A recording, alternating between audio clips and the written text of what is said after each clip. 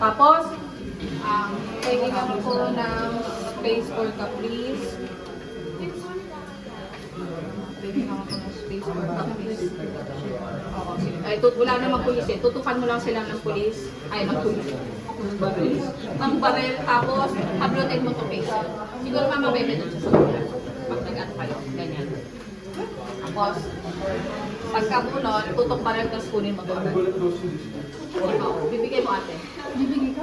Kasi, may baril siya eh. May baril siya. Dito ka, hostage. Hostage lang po. Hostage lang. Sige, atras onte. Nandito tayo. Sige, nagpasan mo para hindi kayo closer. Sige, nakaubusan na tayo dito.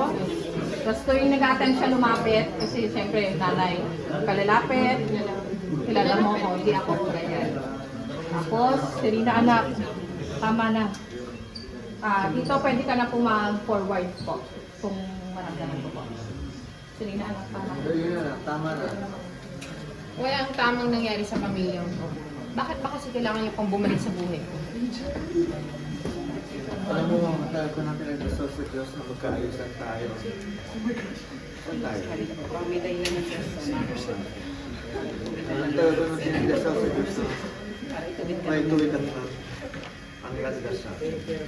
Tapos, ganito mangyari. Habang ang nangyayari to, kapag kinuha na ni Serena si Angel, sa Marco, get ka ng phone, tawagan mo sina Adi, sabihin mo na umakyat kayo dito kasama mga polis. May hawak na Adi, may baril si Serena. Umakyat kayo dito. Kahit ano naman, hindi masyado malakas para hindi lang din sa later.